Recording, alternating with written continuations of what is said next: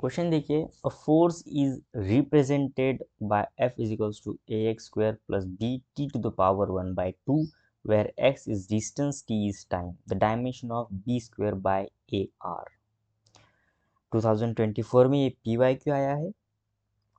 सबसे पहले इक्वेशन देख लेते हैं। फोर्स का इक्वेशन क्या है? फोर्स इज इक्वल्स टू यहाँ पे गिवन है a x square plus b t to the power 1/2 और हमें किसका डायमेंशन चाहिए? बी स्क्वायर बाय ए का डायमेंशन चाहिए। देखो यहाँ पे दो डिफरेंट क्वांटिटीज है जिन्हें हम ऐड कर रहे हैं, तो जाहिर सी बात है इन दोनों का डायमेंशन सेम होगा, ठीक है। और वो किसके इक्वल होगा? एफ के इक्वल होगा, ठीक है ना। इन दोनों का डायमेंशन सेम होगा, तो जो एफ का डायमेंशन होगा वही ए एक्स स्क्वायर का डायमेंशन होगा और वही b t to the power -1/2 का डायमेंशन होगा। तभी जाके ये दोनों इक्वल हो रहे हैं और एफ के साथ इक्वलिटी दिखा रहे हैं। तो यहाँ से मैं ये लिख सकता हूँ कि F is equals to dimension है, ठीक है, ए एक्स स्क्वायर होगा और F is equals to b t to the power 1/2 होगा। ये दोनों टर्म मैंने कैसे लिखी? डायमेंशनली, डायमेंशन के हिसाब से ये दोनों सही होंगे। सो अगर मुझे ए का डायमेंशन चाहिए तो मैं ऐसे लिख सकता हूँ फोर्स अपॉन यहाँ पे एक्स स्क्वायर। सिमिलरली यहाँ पे बी का डायमेंशन चाहिए तो आ जाएगा force upon t to the power 1/2। Force का डायमेंशन होता है 1 in mass 1 in length -2 in time, और एक्स स्क्वायर जो डिस्टेंस है उसका डायमेंशन आ जाएगा 2 इन लेंथ। तो यहाँ से ए का डायमेंशन आ जाएगा 1 in mass -1 in length -2 in time,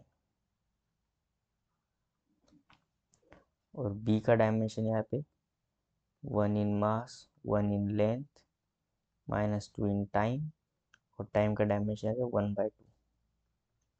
तो आ जाएगा 1 in mass 1 in length time. अब ये ऊपर जाएगा तो -1/2 हो जाएगा, -2 -1/2, तो ये आ जाएगा माइनस ऊपर जाने के बाद 5/2, ठीक है। तो हमें फाइंड करना है बी स्क्वायर बाय ए। तो बी का स्क्वायर, तो बी का डायमेंशन है 1 इन मास 1 इन लेंथ -5/2, इसका स्क्वायर अपॉन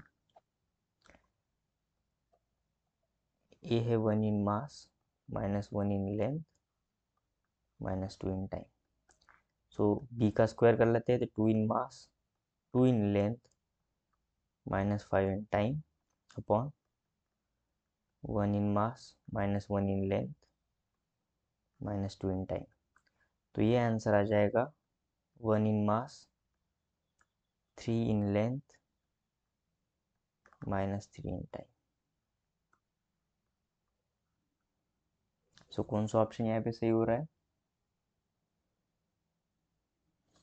ऑप्शन ए अगर देखिए तो ऑप्शन ए यहाँ से मैच कर रहा है, सो ऑप्शन ए हमारा राइट आंसर होगा।